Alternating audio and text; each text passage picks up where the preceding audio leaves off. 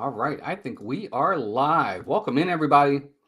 Today we got a lot to talk about on Camden Chat as the Orioles have signed another player away from arbitration eligibility. We have a trade that the Orioles have made. And not only that, we've got a lot more to talk about on this week's episode of Camden Chat.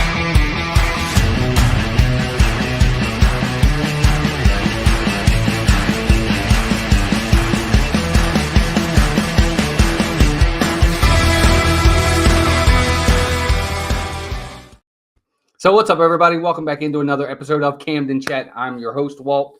And today we got lots of Orioles news to talk about. Some good stuff, some interesting stuff. I'm going to make some predictions on a few things, talk about some players and what I think their future are. We'll talk a little bit about Major League Baseball and the Hall of Fame voting that happened last week as well. And we'll go over lots of news. And then I'm going to do a breakdown each week, starting now until we're finished. I'm going to break down each month of the season with the Orioles and some of the things I think could be interesting about that month and some of the big matchups that I see coming for them. So we'll do that as well. But good to have you all here. Before we even get started, of course, the only thing I always ask is please hit that like button, hit that thumbs up. Definitely helps the stream. And if you're new here, welcome in. We talk all Orioles all the time and Major League Baseball.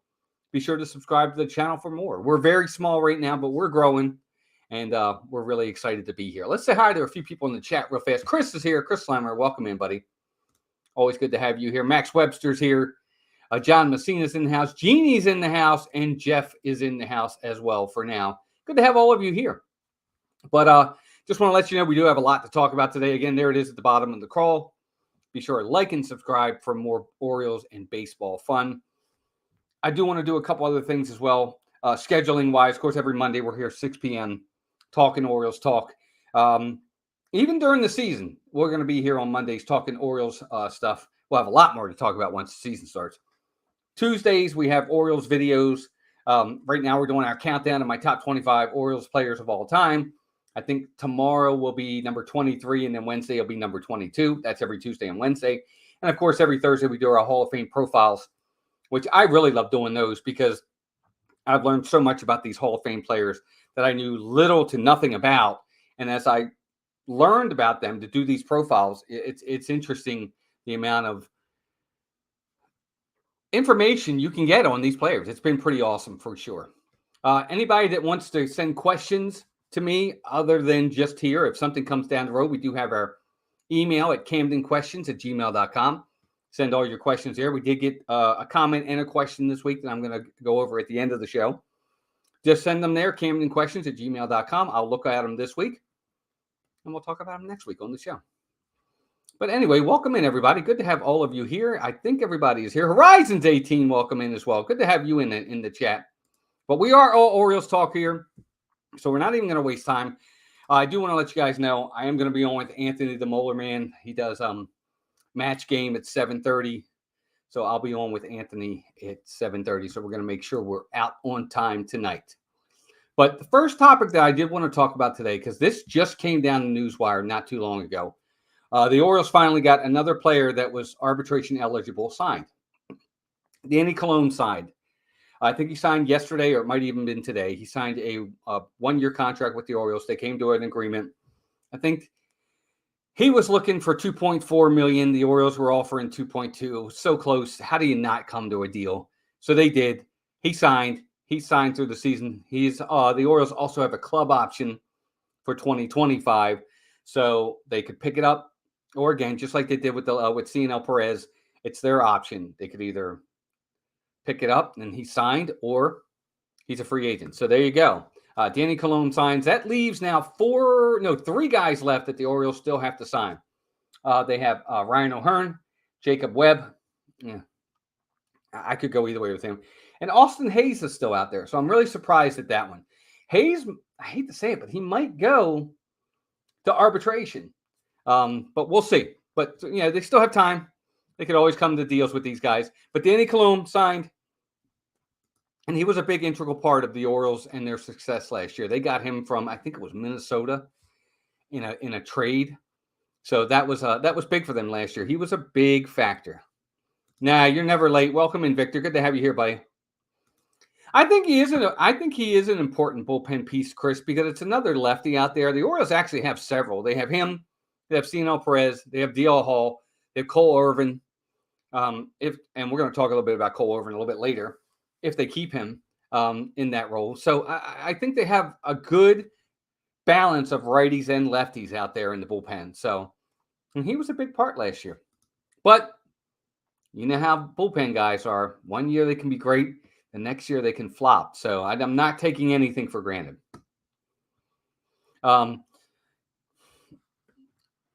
Did we lose our second baseman? We did, but didn't. Be honest with you, Victor. Todd Frazier, Adam Frazier was a one-year deal anyway. He wasn't coming back. He was just a fill-in as a veteran presence. I think he signed with a team just this week, but he wasn't coming back anyway. So that's not really a loss to the Orioles. It just isn't. They weren't expecting to re-sign him.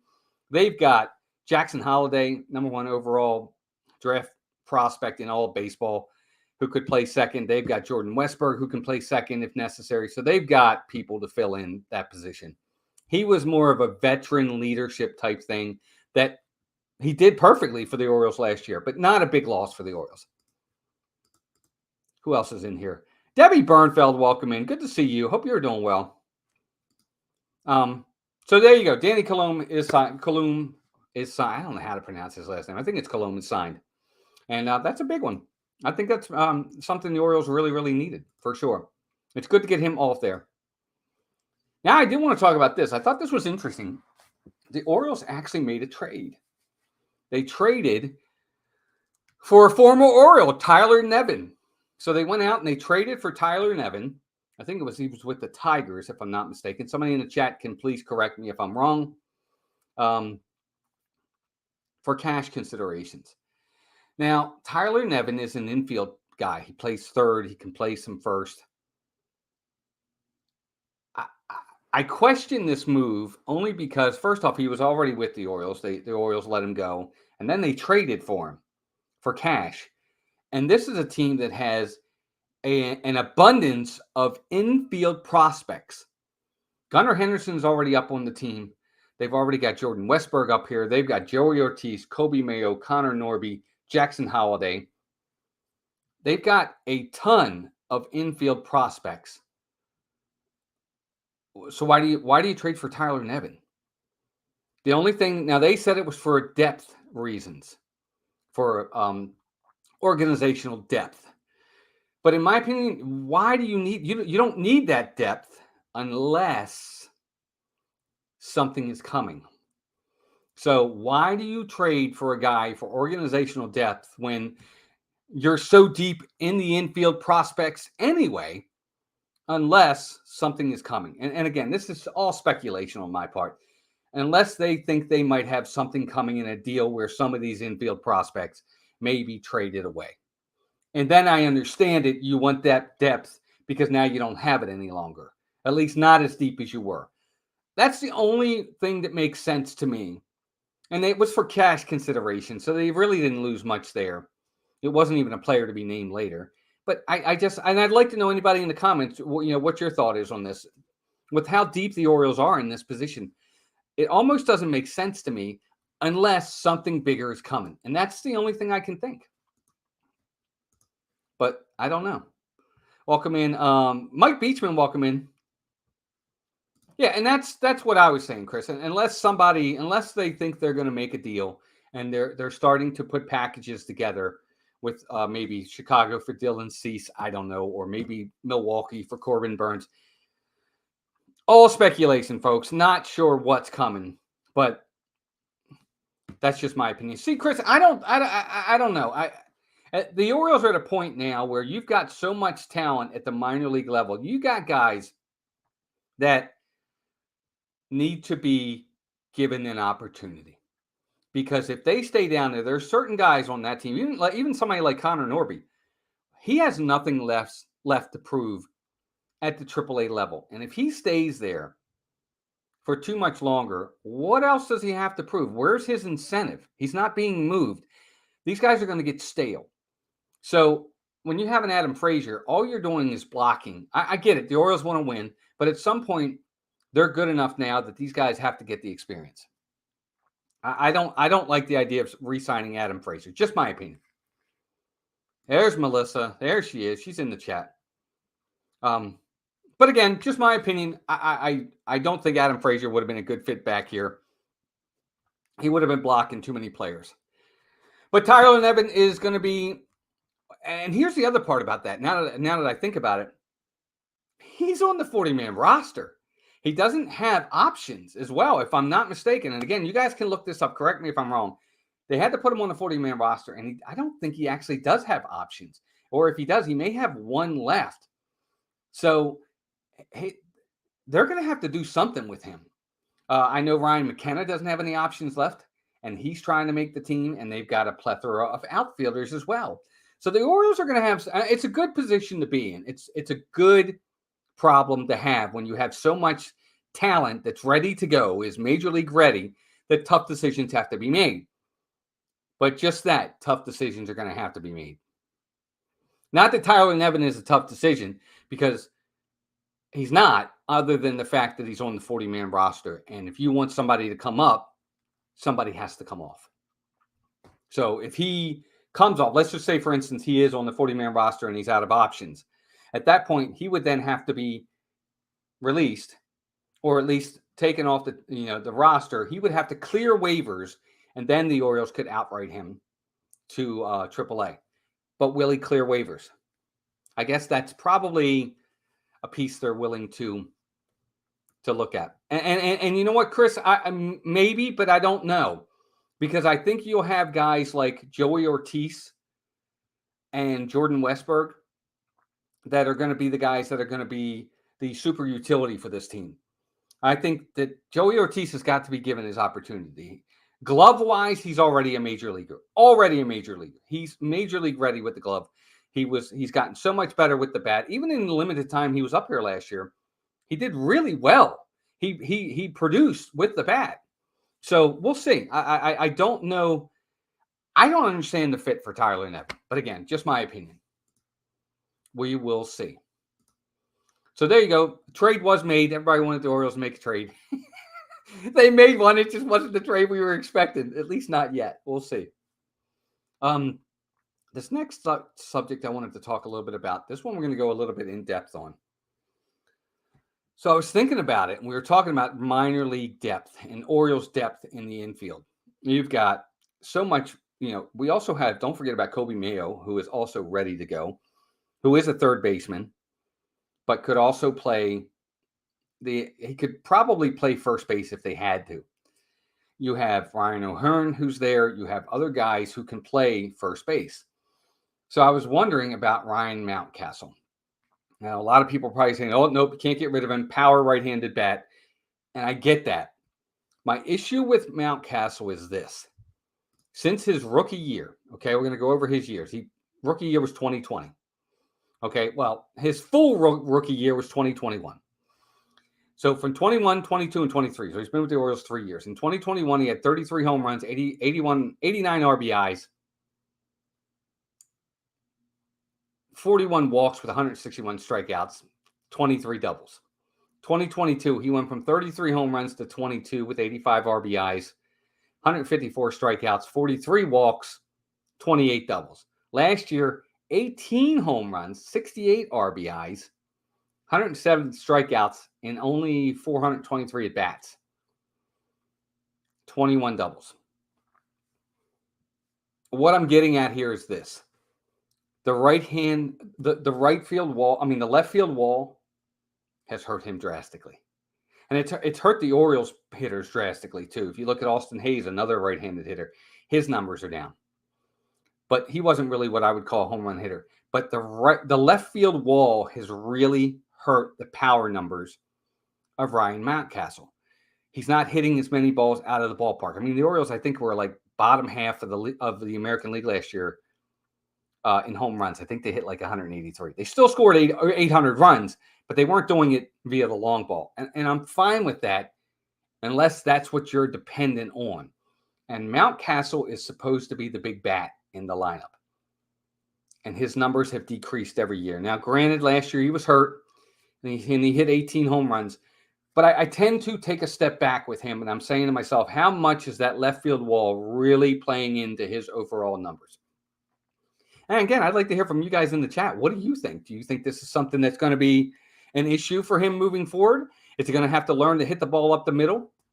I don't know. I think it's going to be something they're really going to have to impress upon him to, inside out the ball a little bit more, go up the middle, go the other way, and take advantage of the the dimensions in right if necessary, if he can. But I don't know. We'll have to see. Yeah, exactly, Victor. I get it. I'm sure they will.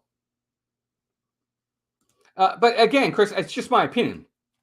I do like him. Is Gunnar the best player on the team? I think the best player on the team right now is probably. That's a good question, Chris. How many games did Mountcastle play last year? So he played in 115 games last year. So he hit 18 home runs in 115 games. The most games he's ever played in a season is 145. He's never played more than 145 in a season. That's the most he's played.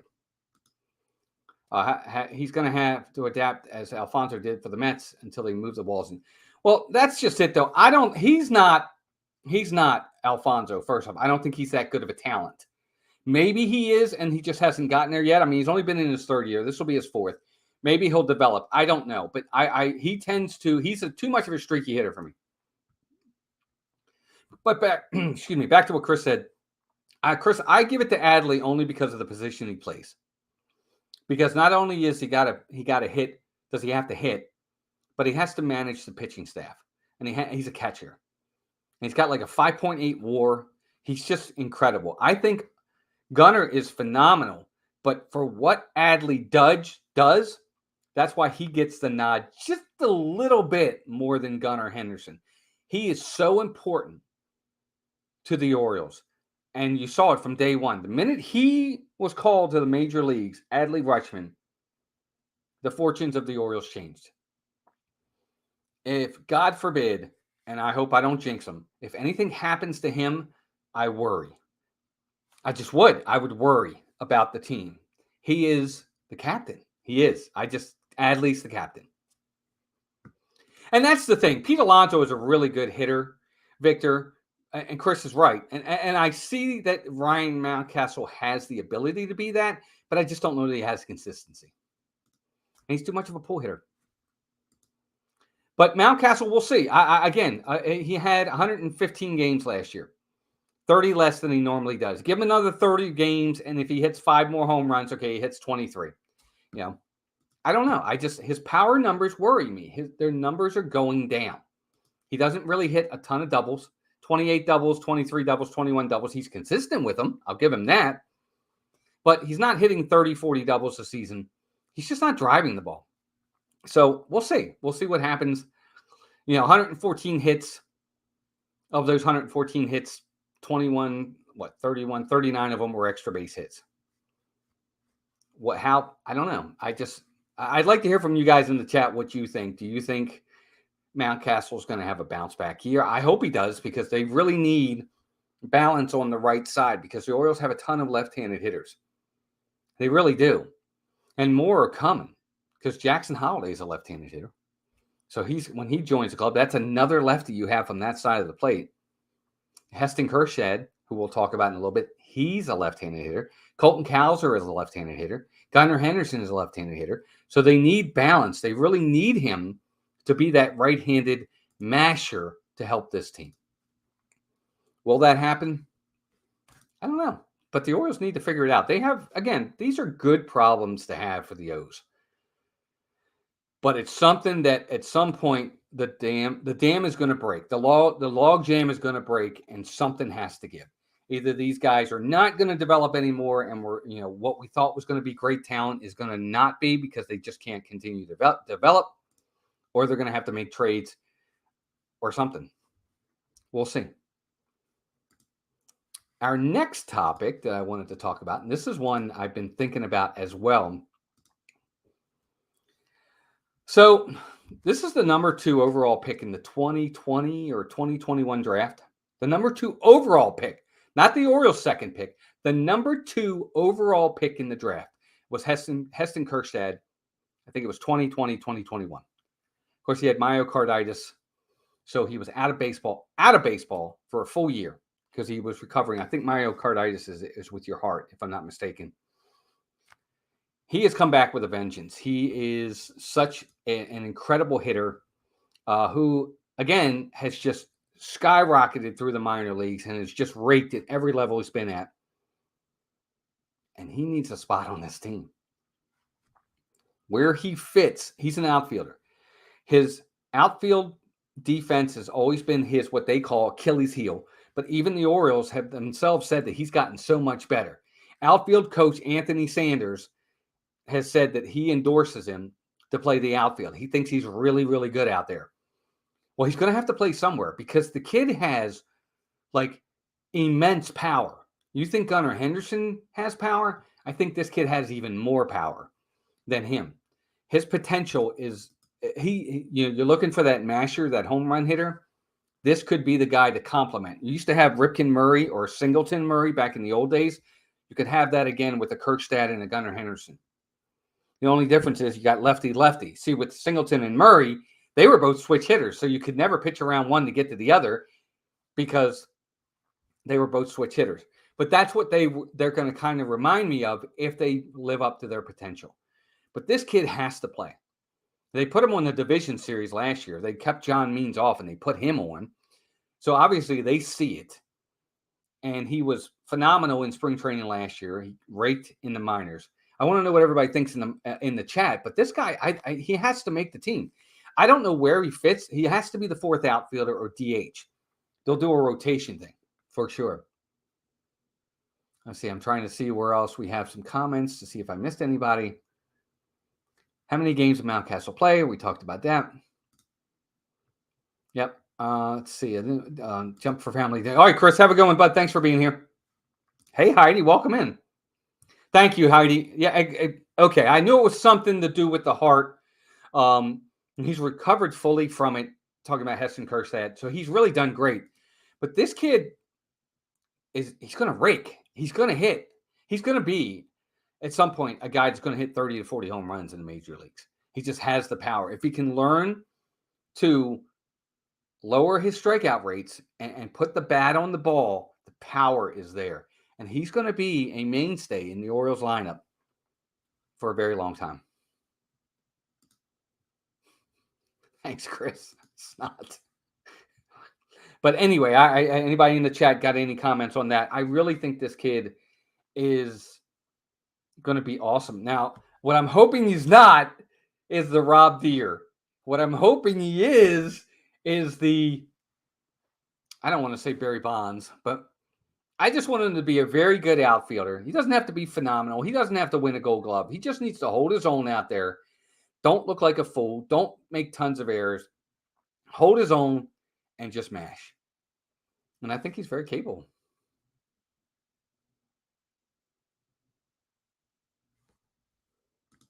I'm going off what you're saying. Well, you'll see. I mean, again, guys, look, this is my team. I get it. Victor, you're a Mets fan. Heidi's in here. I think Heidi is a Red Sox fan. I get it. You guys all have your teams that you love, and I'm sure there are plenty of people out there on YouTube that have their, specific channels for just that. I know Dole Whip Dad, he has a Texas Rangers channel, so you guys are more than welcome to go check him out. But this is what I do. I talk my Orioles, and we talk baseball outside of Orioles when there's relevant things to talk about.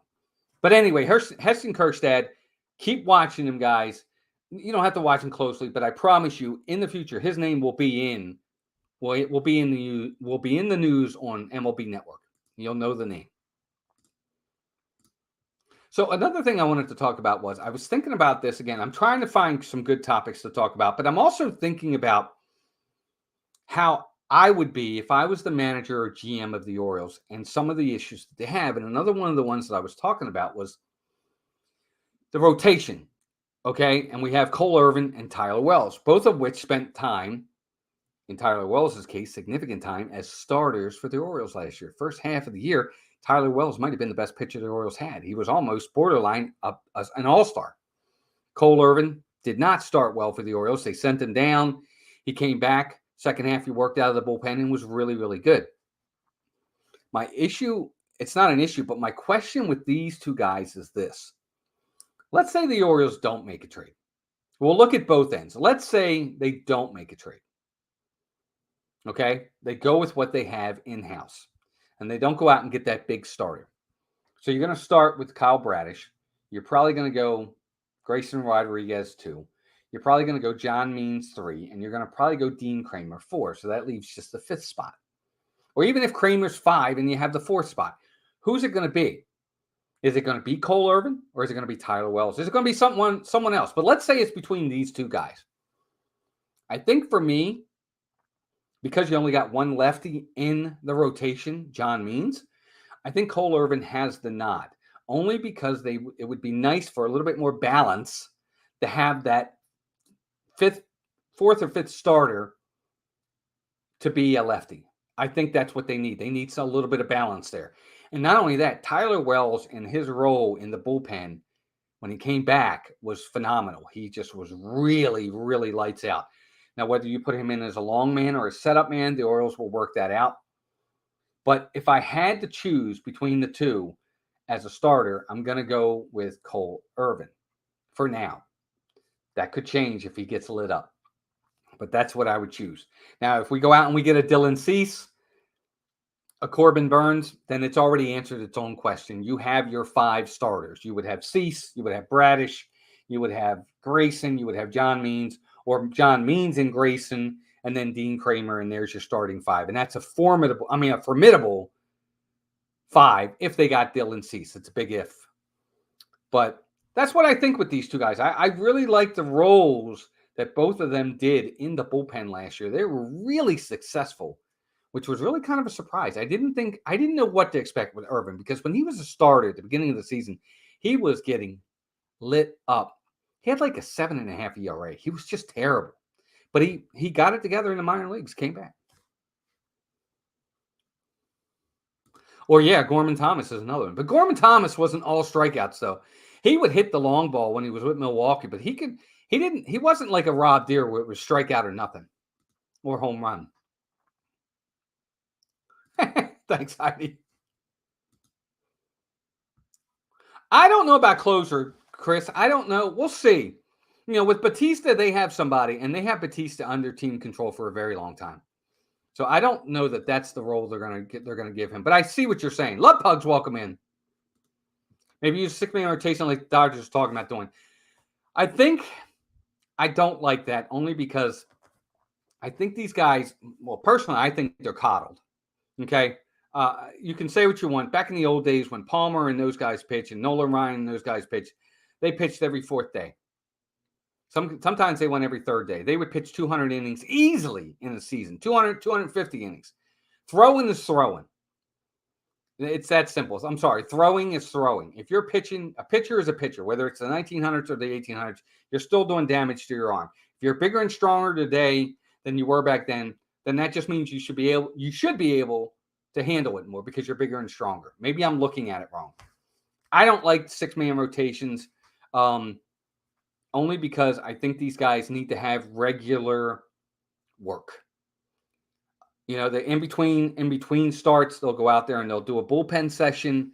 So they're getting work in that way. So maybe lessen the bullpen session and get them out there sooner. I don't like 6-man rotations. I think it just takes too long to get to the next guy. I think the Phillies had Cole Irvin in the bullpen as a long man. They may have for sure. Well, no, Cole Irvin when the Orioles traded for him, they traded for him from Oakland. He was with the A's. I did, Victor. We talked about that very early on. We talked about Danny Coulombe avoiding arbitration and signing. Yeah, we did talk about that. Who dat, Dave? Welcome in. 2 of the Baltimore Orioles pitchers are 6'8". They are. I know Tyler Wells is, and Bautista is too. So yeah, they have some big boys on the team. Too much analytics now. Pitchers go 8 or 9 anymore. No more feel for the game. Well, I think that's part of the problem. I was watching, just as recently as Mike Messina. I watched a video the other day of and I think this is all here too. I think they are conditioned to think you only got to go 5 or 6. I remember seeing a game where Mike Mussina was on the mound when he was with the Yankees. And guys have probably seen this video where he was in the 9th inning, 8th or 9th inning, and Joe Torre, he got in a little bit of trouble, and Joe Torre started to come out of the dugout, and he looks at him and he goes, "No, get back in there. I'm staying in." And Torre was a little upset because I think he probably thought like he was showing him up, but he goes, "Okay, fine," and he let him stay in the game. They don't have that mindset of I'm finishing what I started anymore. I'm going to do this. I'm winning this game. I don't know that they have that mentality in these pitchers anymore. And I think that's part of the problem. You get somebody like that, you should have that mentality. You should go out there and say, and I think, and say, hey, you know what? I'm going to do this. I can get through it. And sometimes I think managers tend to pull these pitchers too soon. The first sign of trouble, they go pull them. I don't know. I don't like that. Let them work their way out of it. Sometimes they're going to fail. Sometimes they're not. Let them work their way through it sometimes. I think that has to happen. And not always, it could be 8-2 and he gets in trouble and they'll come out and get him. I'm like, why? Let him pitch through it. If he gives up a couple runs, it's 8-4. But they really do it in close games. And I can kind of understand that point. Look, it's 3-2. It's the 6th inning. He's got a couple guys on. If he gives up a big hit, now you're losing. I understand that. But sometimes they've got to work through the rough times, or they're never going to be able to work through the rough times. I'm sorry. Victor remembers that. All right, Chris, have a good dinner, buddy. Scherzer is the only one I can think of these days like that, last of dying breed. But it shouldn't be a dying breed, Jeff. I guess that's my issue. I don't think it should be a dying breed. I think they just – I get it. There's so much money in the game today, and they can't have these guys hurt. But I think it's all in the conditioning and how they do it. But, again, that's just me. That's just me. But Tyler Wells, Cole Irvin, I think both of them should have some significant impact on the Orioles this year, especially Tyler Wells. So the Phillies traded Cole Irvin to Oakland. Okay, and then we got him from Oakland. There you go. Mad Flat Hatter, welcome in. Agents will want to protect players because it's the numbers that equate to contracts.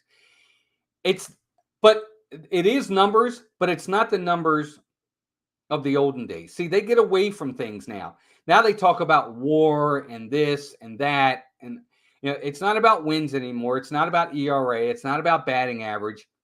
It's about WAR. It's about OPS. It's about this. It's about that.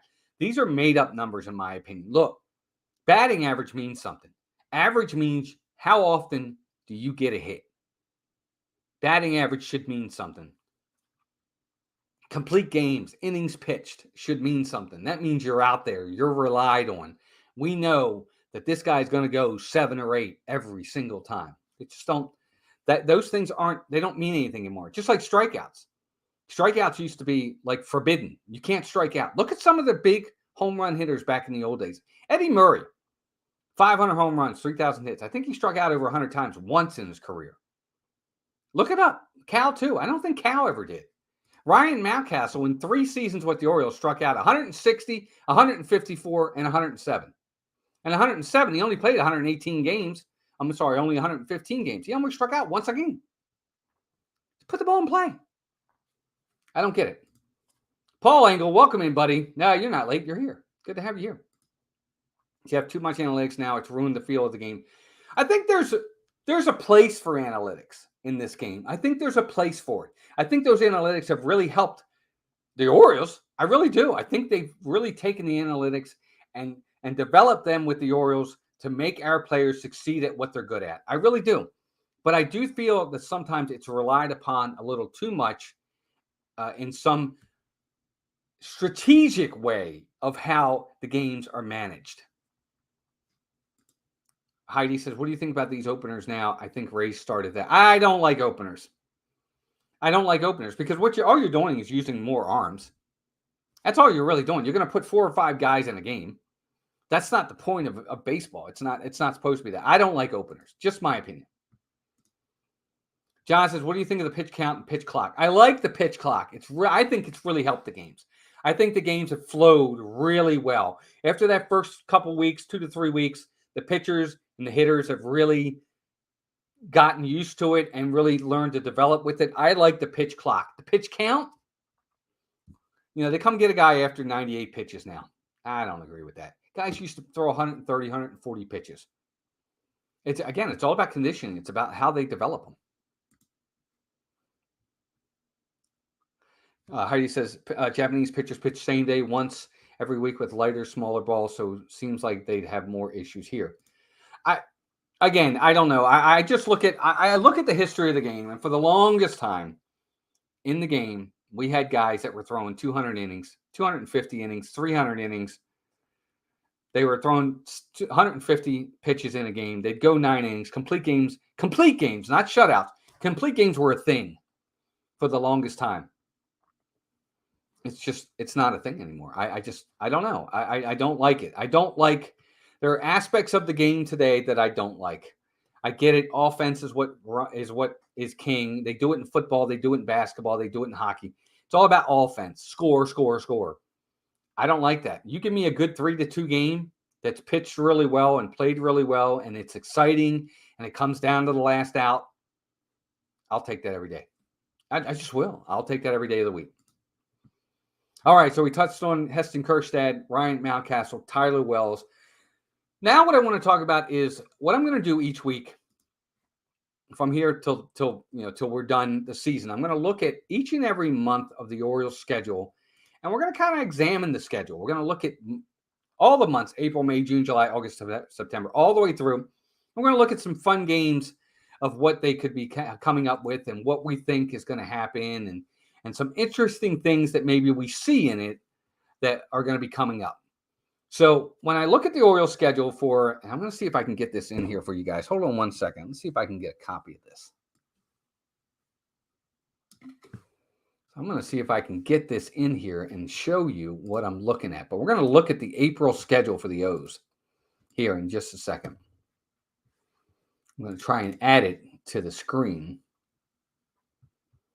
If I can. I don't know if I can or not. Video. I don't want to add a video clip. I just want to add a clip. All right. So I don't think I can add it. I want to add it. I'd like to add it. But anyway, so we're going to look at the Orioles schedule for April. I can't add a logo. Can I add anything else? No, they won't let me add. I don't like that. I wanted to add something to show you guys. But I want to look at the Orioles schedule for April. So when I look at April, for the O's, there's one thing that stuck out right away. First off, first game of the season, they're playing Kansas City at home. They opened the season in March against the Angels, and then they got April. And in April, they face Kansas City at home, and then they go to Kansas City for 3-3, and then they're done with Kansas City.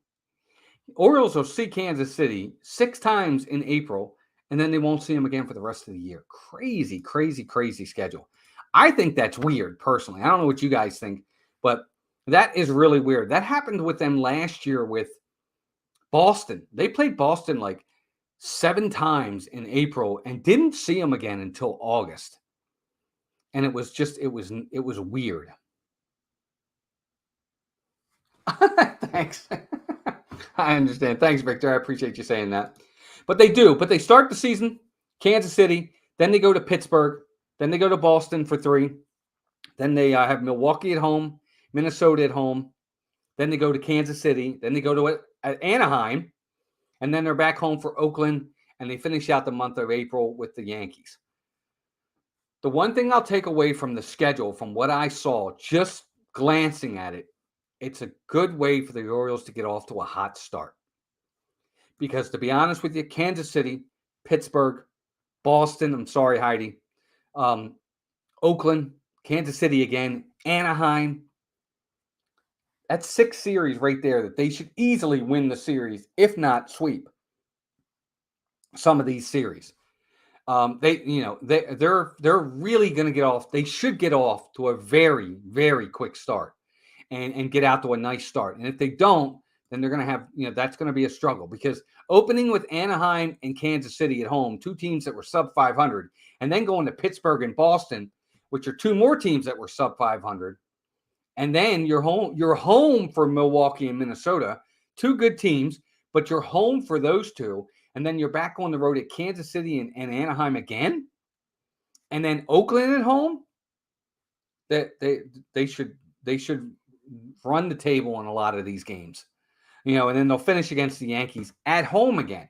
So that first month of April, they should be in good shape to at least get off to a nice start. Again, I don't know what everybody else's thoughts are on the schedule, but that's just mine.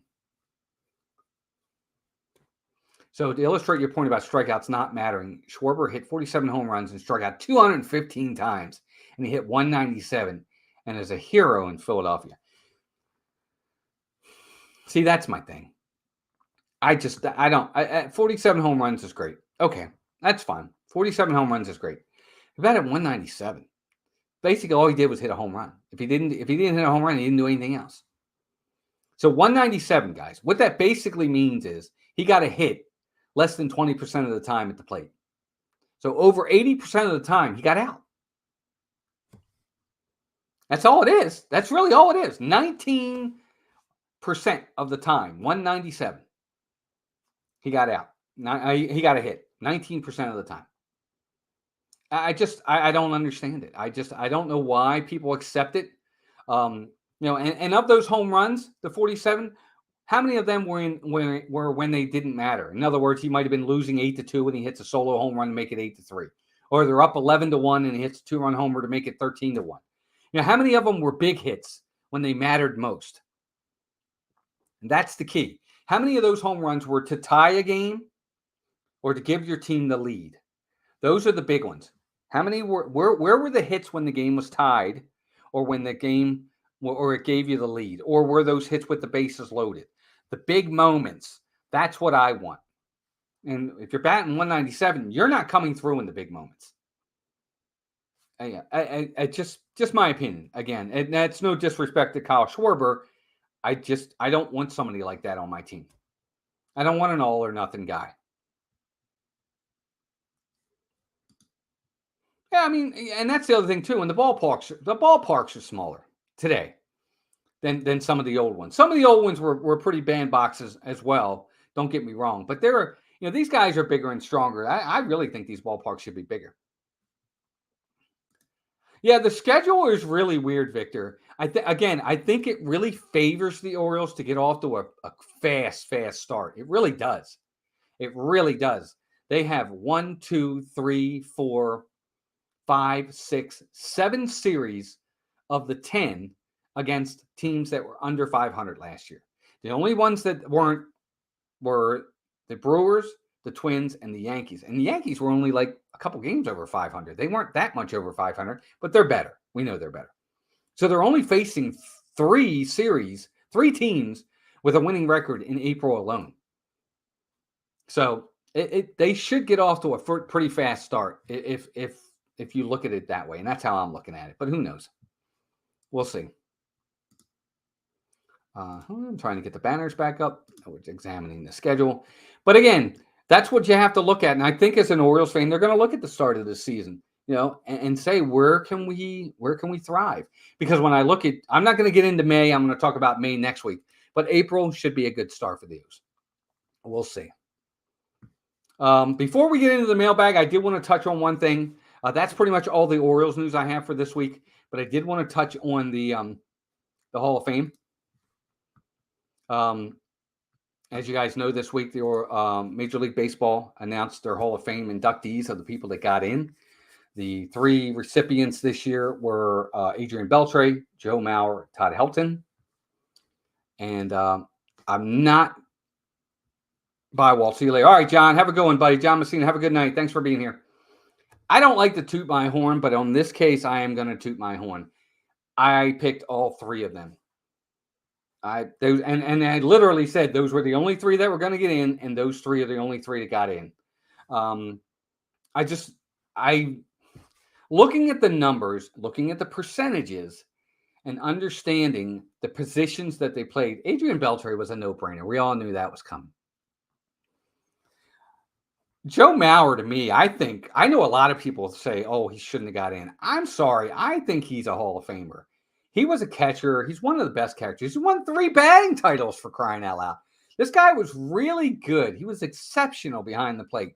Now, I know he had a lot of at-bats at first base and all that, and that's fine. But he was a Hall of Famer to me. 3 batting titles as a catcher. That just doesn't happen. He may not be an upper echelon, because for me, when you look at the Hall of Fame, there are levels of the Hall of Fame. There are the Babe Ruths, the Ty Cobbs, the Waller Johnsons, the Willie Mays, and then there's the ones that are good, that are down here and deserve to be in, but there are different levels for me. But I thought Mauer was, to me, I knew he was going to get it. I just knew it. He had the numbers, the position that he played. He was really good. And he had all the accolades that you need to be a Hall of Famer. The only one that worried me was Helton. But it shouldn't have. When I look at Helton's number, I thought his numbers were comparable to a lot of other players that are in the Hall of Fame. And his percentage last year was so close that I was like, nah, he's going to get it. He's going to get it. He's going to get the percentage that he needs to get in. And he did. And I really thought that was the one. And we'll get in. I already looked at next year's ballot, and I have a lot to say about next year's ballot too, which I think a lot of people will disagree with me, but we'll see if we get it right next year too. Have I ever been to Cooperstown? I've been there 3-4 times. I've been there for 2 inductions. I was there for Cal Ripken's induction. I was there for Eddie Murray's induction. And then I went once with my dad in November one time in the off season. I thought I went a 4th time. Maybe not. At 3 for sure. Yes, I have been there. Absolutely, positively, folks. If you're a baseball fan, you got to go to the Hall of Fame. You got to go to Cooperstown. That's it. That is the Mount Rushmore of baseball right there. To walk in that hall and see all those plaques and to know that Babe Ruth, and Ty Cobb, and Cy Young, and Walter Johnson, and this guy and that guy all stood, and right there, Willie Mays, Hank Aaron, Joe DiMaggio, Mickey Mantle, Brooks Robinson, Frank Robinson, you name it, Sandy Koufax. All those players, Ted Williams, all were right there at one point. It's amazing. First-time ballots, Joe Mauer was first-time ballot, and Adrian Beltre was first-time ballot. They were first times on. Helton, I think it was like his 7th time on the ballot, but he got in. But you got it. And then, as you go into the hall, you have all the different years, and straight ahead at the main area is the first class, which still is the best class of any. It just is. Look it up. Look at the Hall of Famers that went in with the very first year. I don't think they'll ever be able to beat that. Ever, be honest with you. That those first 6-7 guys that went in, just unbelievable. Unbelievably incredible ball players. But anyway, congratulations, Joe Mauer, Todd Helton, Adrian Beltre, all well-deserved. We'll be doing their profile on Thursdays at some point, so look for them. But I'm very happy for them. So now let's get into our questions. Again, for anybody that wants to give me a question, send them to us. We'd love to hear from you. You can send them to camdenquestions@gmail.com. In the mailbag this week, Jeremy Weingard sent me one. He just basically wanted to say, hey, Walt, just wanted to say thanks for the Monday streams. I could talk baseball for hours, so this is a great way to start the week. So thank you, Jeremy. I appreciate you sending me that. That was a very nice email to get, and it definitely means a lot, but thank you for that. And see, Victor sent me one. He said, hey, Walt, not sure if you're going to want to answer this one. So if you don't, that's 100% okay. Do you feel it's right that athletes can be let go from a team due to their personal issues outside the ball club? As lately, some big-name athletes have gotten into some trouble away from the field. And then he gave an example. The example is the Mets passed on signing Aroldis Chapman because of his past occurrences. So it got me thinking, was that right? Okay, so here's what I'll say about this. I have absolutely no problem with teams not wanting to sign somebody because of their off-the-field issues. I've never been a fan of that. You conduct yourself correctly. Be a man. Be a grown-up. You know what I'm saying? Let's be mature. Let's be professional. And I understand, look, we all have things. But, yeah, I have no problem with a team saying, I'm not signing you because of this, this, and this off the field. Because there are images the teams have and certain things they just don't want to be a part of. They don't want that trouble. And the player, look, sometimes I think guys get away with stuff because they're great players. And they should probably be released from contracts. But they're not because they're so productive. I don't like that. And I think that's part of what's created a monster in sports is those things. How teams will allow players to get away with things because they help them win championships or they help to make money for their team. I don't like that. I want people on my team, and I know this is going to sound dumb. You guys are all probably going to say he's full of crap, but you can ask anybody that really knows me. I want people on my team that I can root for. Really root for. I would never want a Barry Bonds on my team. I don't want him. I'm sorry. I don't want him on my team. He's not a good guy. I don't want a Jonathan Papelbon on my team. I don't want that. I don't want that kind of guy on my team. I want people I can root for. And maybe that's why we haven't won anything in so long. But I don't want those kind of guys on my team. Trevor Bauer. I mean, he's another one. Yeah, and it is a bad look. Sometimes these guys are, if they're vindicated and they're exonerated, okay, that's one thing. You're exonerated, you're vindicated. You were misinformed or mistreated or whatever you want to call it. Okay. But Victor, I have no problem with teams not signing guys because they're not acting appropriately off the field. To me, that's not a problem. Act right, you'll get paid, you'll get your money, and you'll be worth it. You step out of line, this is what happens. Hey, a good example might be the Cowboys. Look at the Cowboys back in the 80s and in the 90s with Michael Irvin and some of the other guys they had on their team. But they kept them because they were winning and because they were Hall of Famers. Whatever. Just my opinion. I wanted to answer Victor's question. The one thing I'll do here, guys, is I'll tell you the truth. I'm going to tell you the truth. And it's not always going to be things that people want to hear, but it's going to be the truth. And it's just how I roll, so to speak, when it comes to that. So, Victor, I hope that answered your question. No, I have no problem with teams not signing players because of that. I really think there should be a certain level of standard that teams should be holding these players. And these players should have those standards for themselves. Well, the NFL is in the whole other ball of wax. But again, it's something that they've created. They've allowed this to happen. They've created the monster. Police it better. Do a better job with it. But that's just my opinion. But there you go, gang. That's our show for tonight. I've answered all the questions from Camden Questions. We will be back next week. Don't forget, again, just for the schedule, tomorrow, Top 25 Baltimore Orioles video comes out at 9 a.m. It's number 23. And then Wednesday is number 22. Thursday, we have our next Baseball Hall of Fame profile. Be sure to check them out. They all come out at 9 a.m. Please give them a like. Give them a review. It really helps the channel.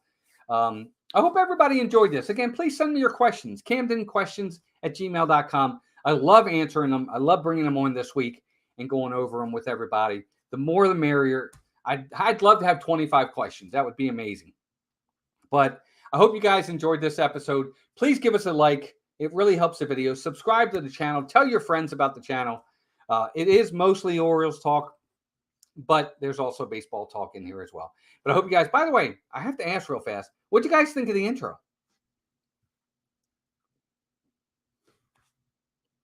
I want to know what, did you guys see the intro? Yeah, I did answer it, Heidi, I promise. Of course. What do you guys think? Did you guys see the intro? I put it up there, but I hope it played. Did it play? It looks good. Okay. I just want to make sure it played. I know you were late, Victor, and that's okay. I made some here. I'll show it to you guys again real fast. Let me know what you think of this.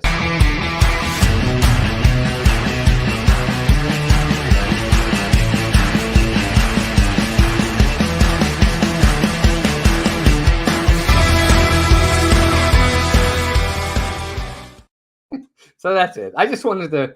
I want something to intro into each week, and hopefully you guys will like that. And I enjoyed putting it together, and we'll see. But anyway, gang, thank you all for joining me this week. I hope you enjoyed the episode. I love these. I love talking Orioles baseball. I hope I get more Orioles fans in here. Thank you to all of you folks that aren't Orioles fans for coming out and supporting. That means a lot. It really, really does. Thank you to my mods. Jeannie, thank you. Paul, as usual, thank you, my buddy. Just thanks. I don't know if Debbie's in here or not, but I think she is. Debbie, thank you as well. Love you guys. Hope everybody has a great week. Hope to see you in the videos. I'll look for your comments. I'll look for your questions in the mailbag. Until next week, keep rooting for the O's. Root for your teams. Spring training is right around the corner. Take care of yourselves and each other. Bye, gang. Have a good day.